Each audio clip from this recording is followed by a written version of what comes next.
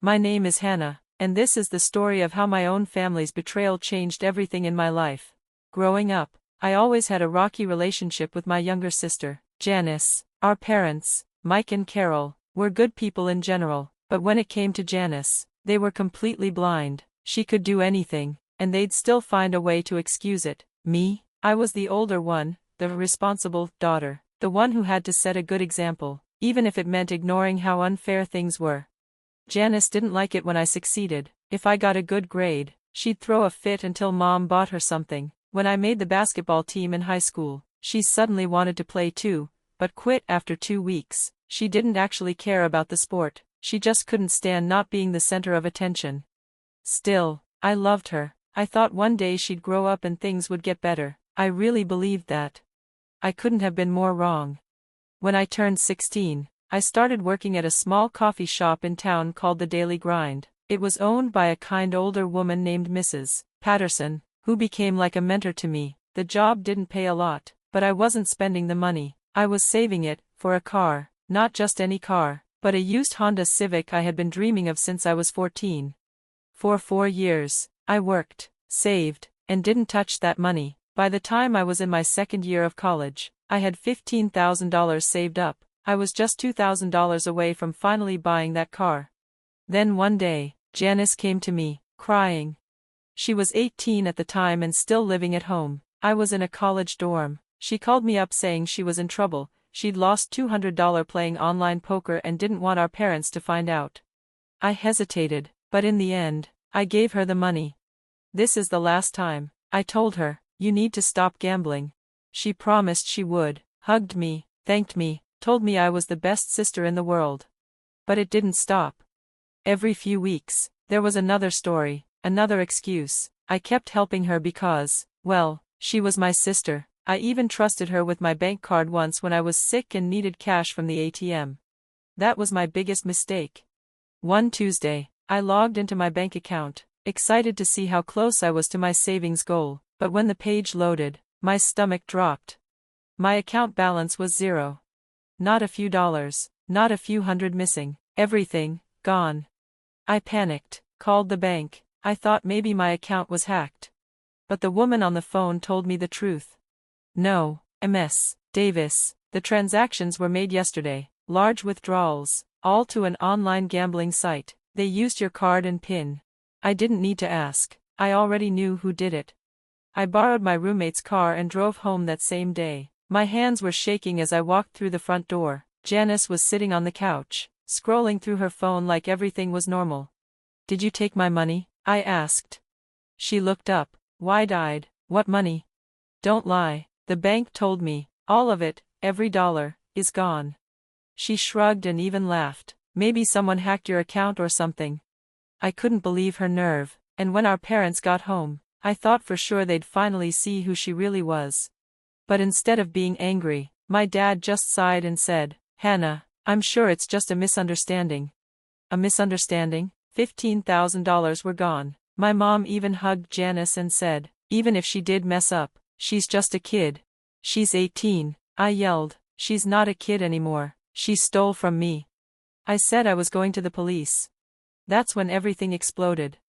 My parents started yelling, saying I couldn't do that to my sister. When I said they should at least pay me back, they called me selfish. My mom said, after everything we've done for you, this is how you repay us? That was it for me. Something inside me broke. I'm done, I whispered. That night, I packed my things and left. I stayed with my friend Lisa, who let me crash on her couch. A few days later, I got an email from Janice. It had a photo of me with the word loser written across it.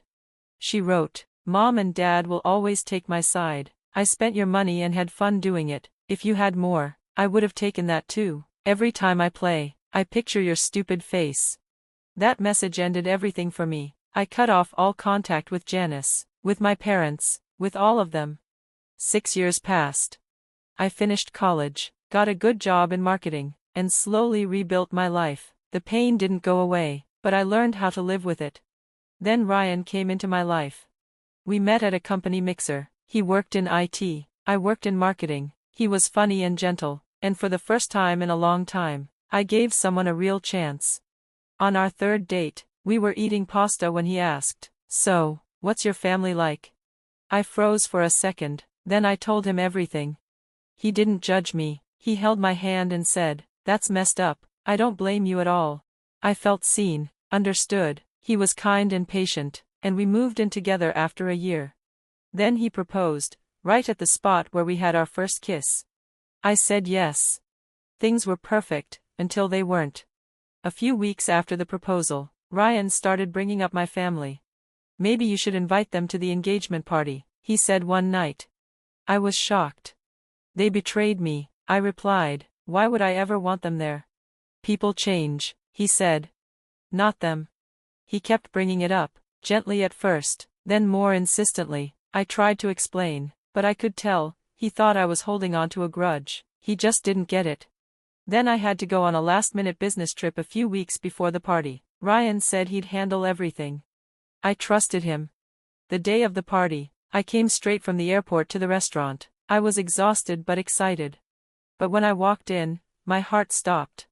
My parents and Janice were sitting at the front table, smiling like they belonged there. I felt dizzy, I couldn't breathe. Ryan rushed over, trying to act cheerful. "Surprise." I pulled him aside and hissed, "What are they doing here?" He said he reached out to Janice. He thought they wanted to make things right. "You had no right," I said. "You went behind my back." He rolled his eyes. "You're overreacting again. They're good people. Your sister was just a kid."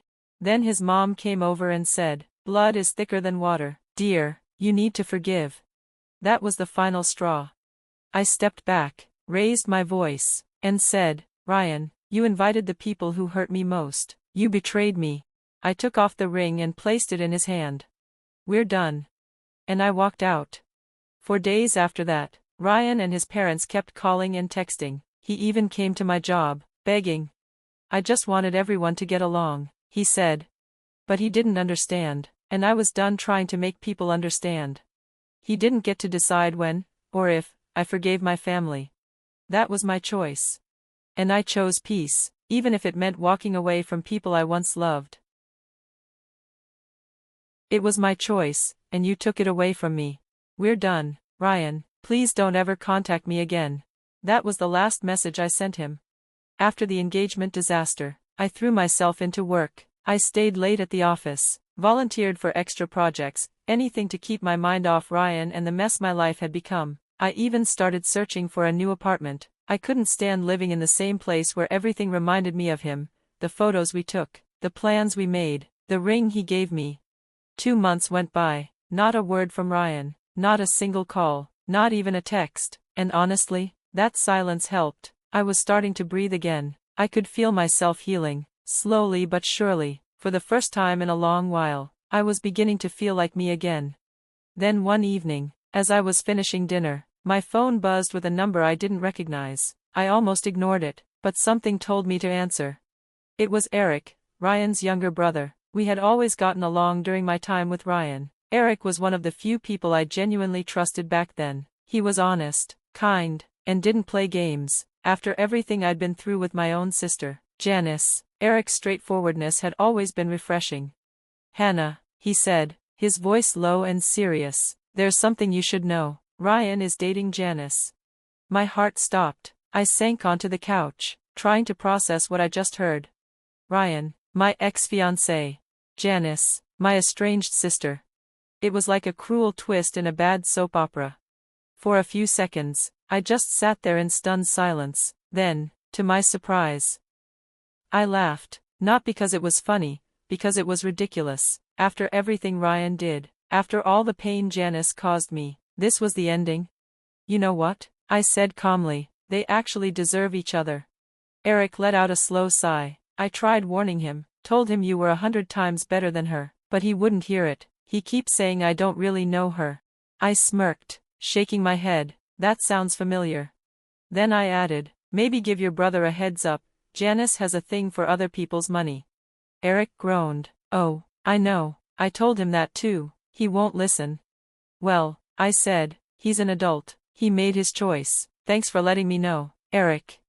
After we hung up, I thought I'd feel angry or hurt, but I didn't. I felt free. I felt like something heavy had finally lifted. If Ryan and Janice wanted to ruin each other's lives, that was their business. I was done trying to fix anything for people who didn't care how much they hurt me.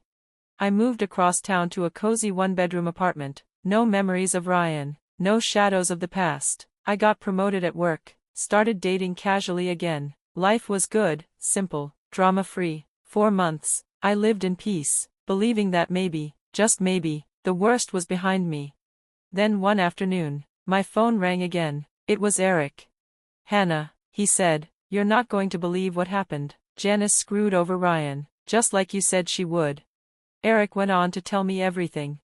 At first, Janice had talked Ryan into spending all the money he'd saved for our wedding on a luxury trip to the Maldives. Then came the shopping sprees, fancy gadgets, designer bags, expensive jewelry. She convinced him it was all part of building a life together. Then came the big scam.